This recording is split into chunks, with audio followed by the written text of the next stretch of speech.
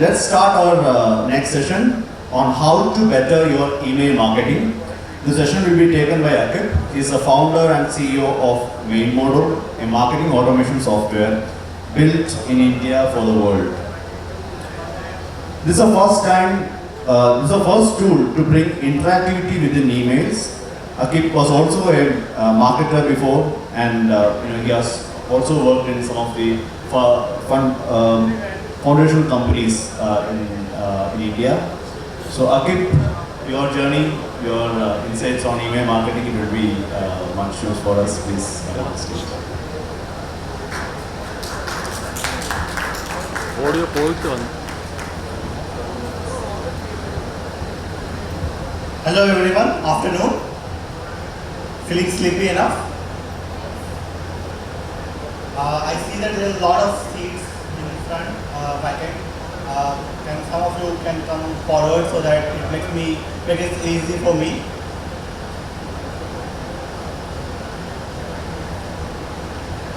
Thank you. So I will start. My name is Akib Rahman, but you can call me Akib. I'm founder and CEO of MailModo. We are an email marketing software. We help companies create interactive emails where you can add forms, quiz, games, all within the email itself. I would like to know more about you as well. How many of you are marketers here? Any?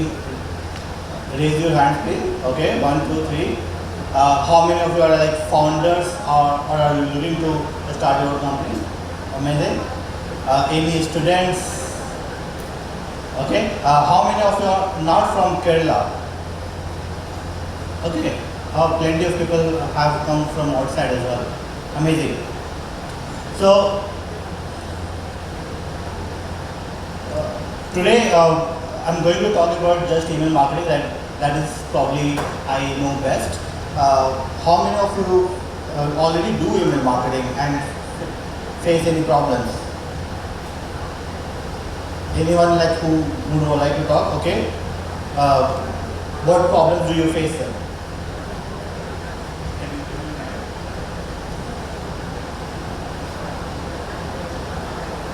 Yeah, please tell me. Can you give me the mic? There is one here.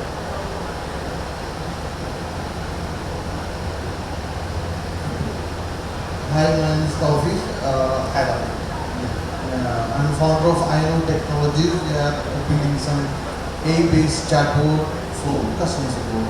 So we use some tools for email marketing like Apollo and other things. The main thing is most of the emails are not open and not getting any tractions. So we try different patterns to construct the email more effective and things. But most of the time it's not working. Okay. So basically, poor deliverability or lack of targeting is your reasons. Anybody else want to share if they face any challenges with their email marketing? What challenges you face, Radhika? So, since I work as a matchmaker and dating coach, and I definitely have words in my email, not really to sell, but even with the continued subscribers, since I will have words in my email that suggest dating, matchmaking, all those words, it usually lands into spam because those are the kind of words which spammers use in order to do catfishing and all of that. So I think my open rates are good as long as I'm marked as a safe sender, but otherwise it would land into spam. Okay, a poor deliverability is something that you are facing today. So these are some of the reasons that most people think that they face, that there is a poor deliverability, they are not able to target users better, or the message they are sending is not resonating with their users, and it is not leading to sales or revenue or their end goal. However, the most basic problem is that most of us, when we send emails, we don't care about what our recipients want. So in this session, I'm going to talk about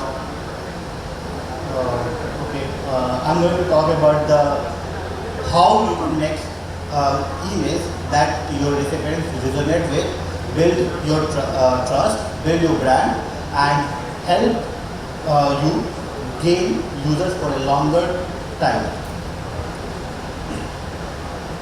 So, number one mistake that most of us make is we think that all users are same. We send one email to all of our users, but every user is very different. They have different needs, they have different intent, and we should treat them in that way. Generally, all our users are at different stages in their purchase cycle. Many of them don't even know you. Some of them know you, but they don't trust you, or they don't have any need for your product. Some of them need your product, but they don't trust you and they don't want to buy from you. They go to your competitors. So, for example, there's a dosa cafe. A lot of people might be knowing about that cafe, but unless they want to eat dosa, they won't go to that cafe. Even if I know about that cafe and even if I want to have dosa, why should I go to that particular cafe? Unless I trust that, okay, this dosa place is the best place in the city, or this dosa place provides the best dosa at the affordable price. So, treat your users according to their stage, according to their intent. Make them aware, make them trust you more, then automatically the purchase and referral, etc. will work. So, another mistake that a lot of users or marketers do is that they just download data from tools like Apollo, ZoomInfo, or internet, and they just send emails to all of them, thinking that these unaware users will get aware about you, will have the intent to buy your product, will trust your brand, and they finally buy your product. So we think that with just one email, all the 4 stages will be covered. But that doesn't happen. You have to assess the intent of the user, you have to build the trust, and slowly you will nurture them to buy your product or make them a loyal user. And there are multiple ways in which you can gain their intent or gain their trust, and like I've listed some of these, but a lot of you might be already knowing them and already doing some of these. So for example, you can do webinars and make them understand about your category, your industry, your product as well. You can do even a free trial to your product and make them understand that how intentful they are. And you can do anything to add value to your user's life and gain the intent of those users. Once you have got the intent, the next step is you need to segment them. There are multiple ways you can segment them, but you can just follow what they have already done, what they haven't done, and what they should be doing. So for example, somebody signed up for your trial access, but they haven't purchased your product, or they haven't done any activity in your product. So your next step should be just to make them activated, just to make them do the next step so that they can buy your product later, or they can understand your product better. Somebody has downloaded your ebook or white paper, they don't even know about your product. Probably the next step would be to make them aware about your product. So go one step ahead and segment your users on these basis, like what they have already done in your product or outside your product, whatever information you have, what they haven't done and you want them to do. That is the best way to segment. Generally, in my experience, I segment my users in these 3 categories: tofu, mofu, and bofu, which is the top of the funnel, middle of the funnel, and bottom of the funnel. So the top of the funnel is a user which generally doesn't even know what you do. They want more awareness, they want to be told about your product. Middle of the funnel, people are probably who know about the problem already, but they don't have any urgency to use your product or any product in the market to solve that problem. And bottom of the funnel product are people who are very serious and probably will buy your product immediately. They are probably like just 1% of the user, but if you provide them what they need, they are probably going to buy your product. So for each of these different segments, And this is just an example. You can segment your users on any basis you want to do, but it is important to segment the user, understand their needs, and provide a message according to what they need. So for a top of the funnel user, I will make the emails to make them aware about the problem that they are having. So for example, in my category, like we are an email marketing platform which creates interactive emails. First of all, I will tell them why it is important to create interactive emails, because they have lower engagement so far. So I educate the user about the problem itself. I know that they are not going to buy at this stage. In the middle of the funnel problem, I try to address the urgency. Why it is important to do it now? Why they need the interactive emails now? How it can help them get their results or get their revenue going up. And in the bottom of the funnel, I know that these people are already exploring the product. They have, let's say, already accessed my trial. They know about our product, but probably they have some concern, and I just want to address those concerns. So how do we address these? So there's a framework of education, endorsement, and engagement. So in any email, you can provide one of these three or all three to build that relationship with your users. So education is nothing but educating your users about the problems, about the solution that you have, about the need and how it can help them.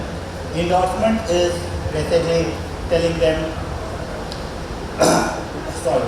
endorsement is basically telling them who else has benefited it. Like you can use a celebrity or you can use your own customers, but if somebody endorses your product, it makes your recipients, your users believe more about your product and it addresses their concerns.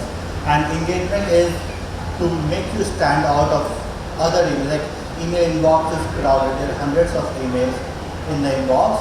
If you add let's say a GIF, a joke, a quiz, a game inside the email, it engages your users better and make you a more human brand and make them trust you more.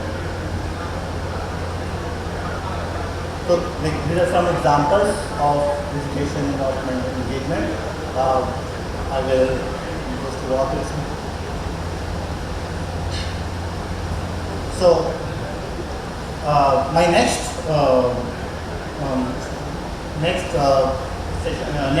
basically thing to discuss is how do I make my emails more engaging, educating, and have endorsement in the email is to handle users' objection. So whatever stage your users are, they may have certain objections in the email. They may have not enough time, not enough bandwidth, not enough money, budget, etc. And you need to address them according to the stage, according to the need that they have. And the way to write that email is to make it very clear that okay, this is your problem, this is our solution, or this is how others have solved this. It needs to be concise. It doesn't have to be like a very long email, like a lot of emails you might be seeing. People have very short span of attention, and when they see a very long email, they quickly just jump off the email. They don't even read your email, and most of your message that you write, they spend hours of writing that message. They just go away. It needs to have a compelling message, which means that it needs to address the concern, that objection or concern that they have, and it should bring the solution in mind. And last is being conversational. So most often you might have seen that if an email has come from a friend, you probably would read it fully. But if an email has come from a brand, you may not read it. That means that if you make your emails more like a friend, the chances are that people are going to engage with your email or read your email more. If it is just a brand message, they may not be interested in it.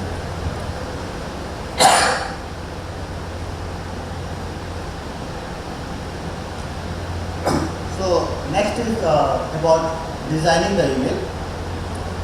So you might have read about AIDA model a lot, like attention, just desire and action. So whether your email will be opened or not, it is decided as soon as you send the email.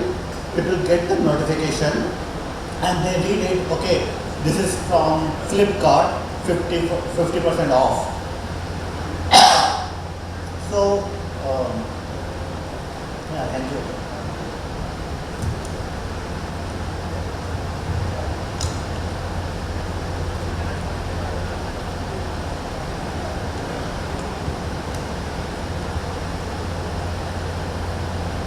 So as soon as your email lands, you send the email, people get a notification that this is from, let's say, Flipkart, 50% off.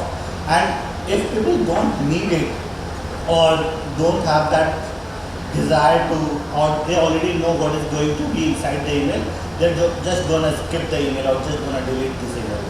And they're not going to open the email even then. So it is very important to have your from name and the subject line in a way that it grabs attention so that people open your email. Once they open the email, you need to use an inverted pyramid structure so that you grab their attention on the top itself, because like we discussed earlier, people don't have time. They want to see your message and quickly want to get what it's going to say. And it needs to drive action. Most of the bigger brands, all of them use the same structure as well. So this email is from Google, there's MacPaw, Washington Post and Apple. If you see, the common thing between all these emails are, they all have the same structure, that they grab the attention at the top, they tell you more about what this email is about, and they ask you to take an action. And that action could be anything. That could be a survey, that could be a shopping, subscribing, or anything that you want them to take action. Your call to action should not be at the bottom of the email. It should be at the top, grabbing the attention itself. And this is more from a marketing point of view. This kind of email that I'm talking about is more marketing email, not the sales email where you just send a text email. Even there the structure needs to be similar, but that doesn't have to be a design email like this.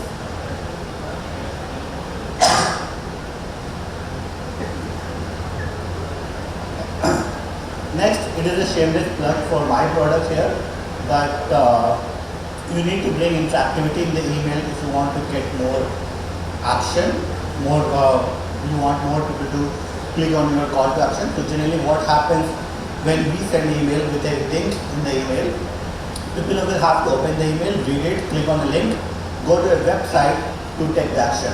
With interactivity within email, you can ask people to take action within the email itself. Like you have to do a survey or do a feedback or book a meeting within the email that helps you get more people to complete the action instead of dropping off to the landing page. So I think Radhika mentioned about deliverability. I think a lot of you, when you do email marketing, you face issue with your emails being gone to spam folder or not even being delivered. So we need to understand why an email goes to a spam folder or why it is not delivered. So it is decided by the email client. The email client being the Gmail, Outlook, Apple Mail, etc., which decides whether your email, when you send it to user, they should go to which folder. They should go to spam, or they should go to primary or promotions, etc. And it depends on the type of content that you are sending, the previous history of your brand, like whether people are engaging with your brand positively or negatively. I will explain what that means, and whether you are an authorized sender or not. So how do Gmail or Outlook or Apple Mail understand these things? So I'm sorry with all the cough. So first of all, authorized sender. So whenever you set up your domain to send emails from your domain or website, you need to set up certain parameters called DKIM, SPF and DMARC. Some of you from your IT background would know that, but if you don't know, don't worry, just go back to your team, your tech co-founder, your IT team, they will understand that. You need to set parameters on in your DNS record so that Google understand that this is coming from you and not a phishing email or a spam email. So that's number one. Second is Google or Apple or Outlook and try to understand in historically whenever you send email, how has your users responded to it. So have they just deleted the email or have they opened it, read it, click on the link or replied to that email or forwarded that email to their friends. So more the positive engagement, it is better for the user. So think it in this way, the Gmail or Outlook don't care about you, they care about their users.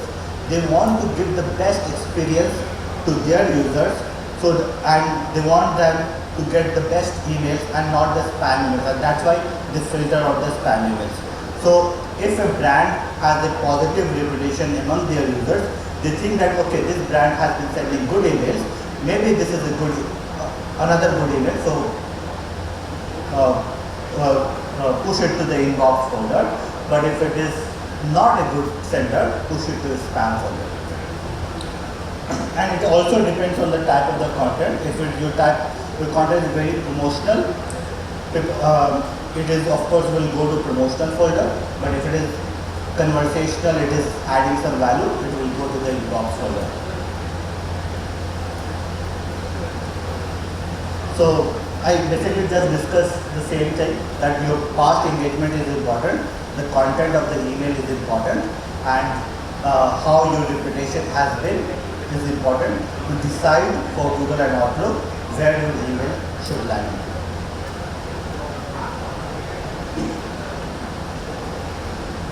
So this is the last slide, but this is the main message from my presentation, that to improve your email marketing, you need to understand who your users are, segment them better, identify their intent, and basically care about them, what they need, and just tell them that, and your email performance will improve dramatically. That's all from my side. Any questions?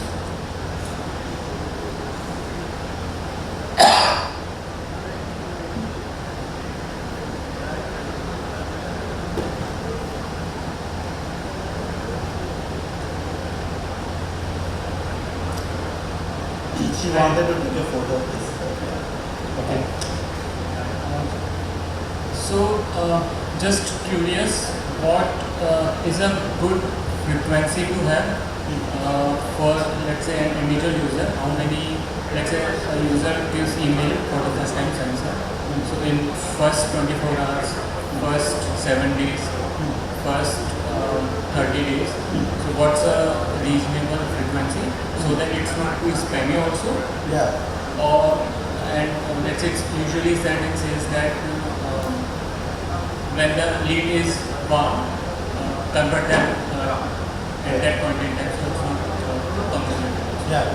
So, in my opinion, there is no standard frequency.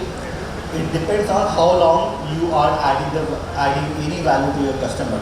So, for example, if there is a sale happening, and if I'm repeatedly sending, okay, there is a sale, 7 days left, 6 days left, 5 days left, I will probably mark that sender as a spammer because I don't need your product clearly, but you have been sending me emails every day. On the other hand, I read one newsletter every day, which is like from FinShots. They send very good newsletters and I try to read them every day. So even though they send every day, I'm reading it again and again because they have good content, they add value to my life, but the first one doesn't add value to my life. So as long as it adds value, it is okay to send emails.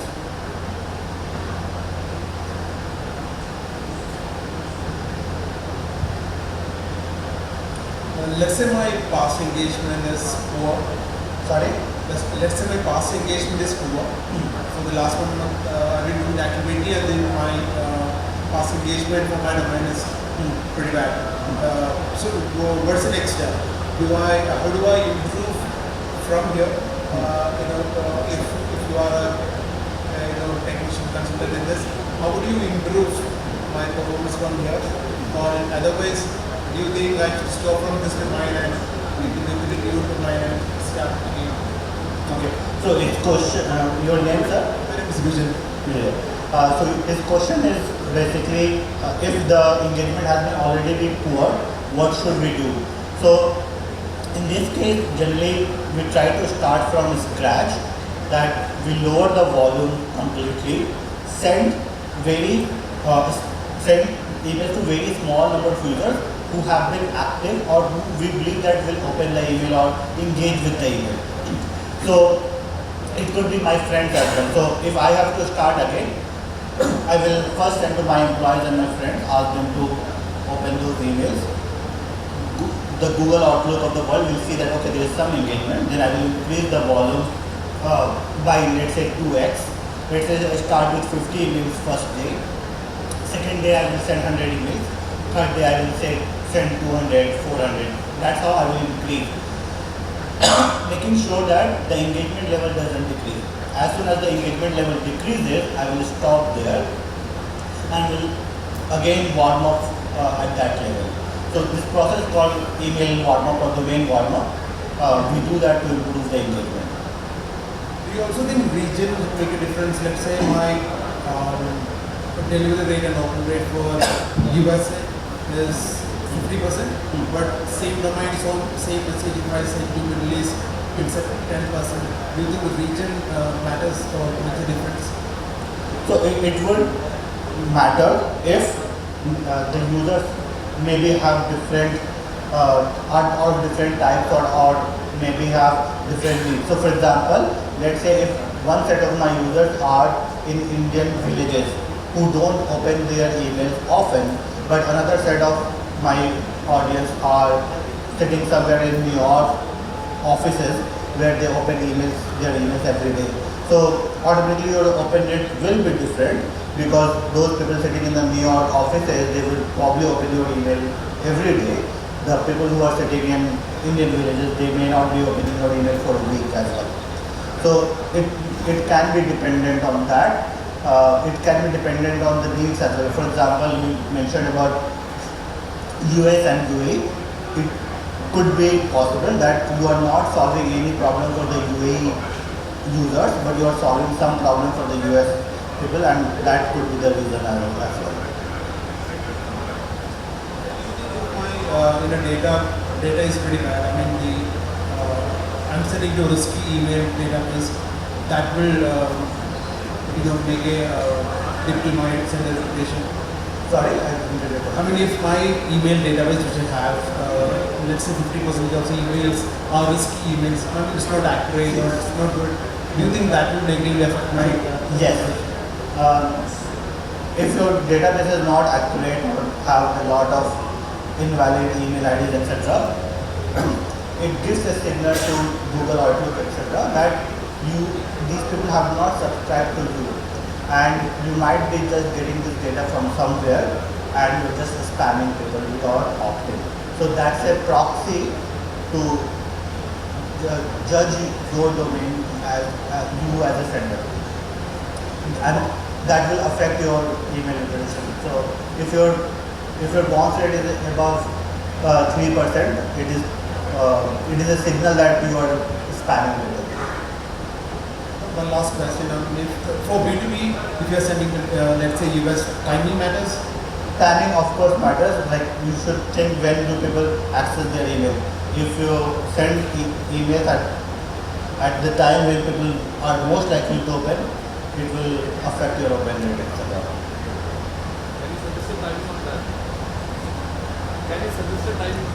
Hi, I'm Shiva. So my Hi. question is around two things. So one is around how, I mean, we have used different tools for mail campaigns and using the same domain.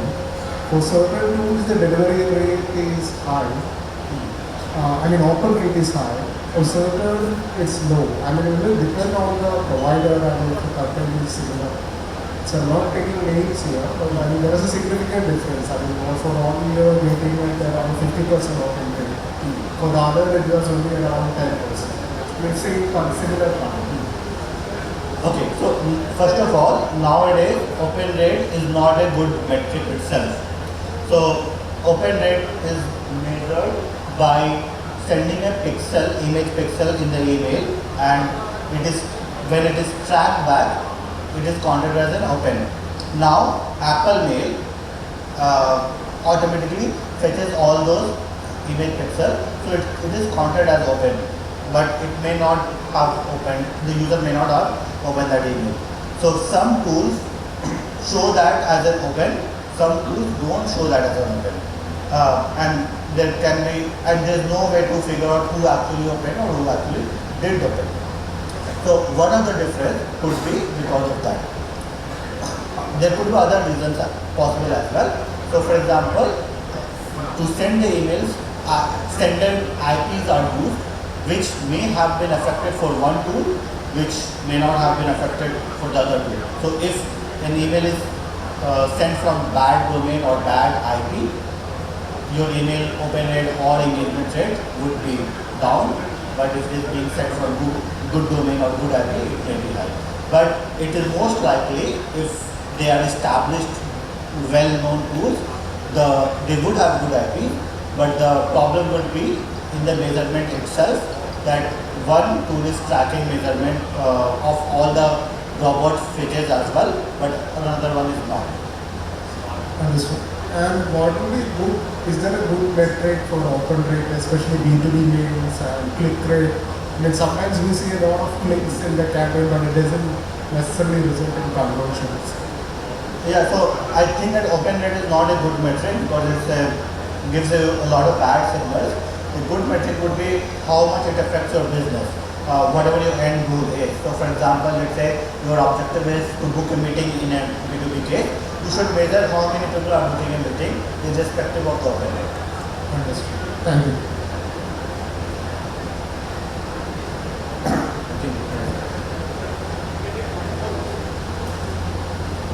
So, Okay, one last question.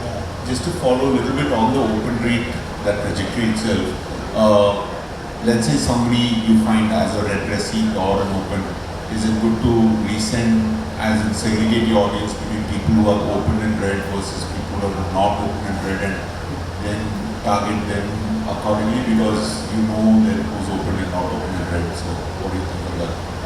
Yeah, so that helps in more it gives you in signal that they probably might have more intent. But again, like I said, open rate is not a good metric because you may get a lot of false results that people who are using, for example, Apple Mail, it will show that they have opened but they have not opened. So you need to be a little cautious about that, and you can use some other metric like click rate. Like somebody has clicked on a link or read a blog that you sent or read a case study that you sent.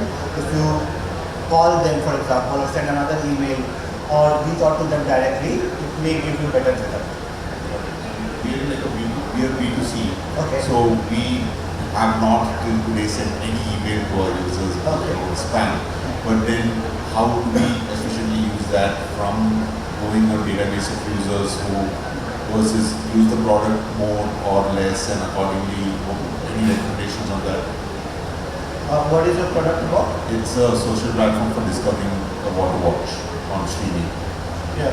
So I will again recommend the same thing, like try to segment them, try to see what activity they are doing and try to understand what they need next and move them in the funnel towards whatever your objective is. Let's say your objective is more engagement or more revenue.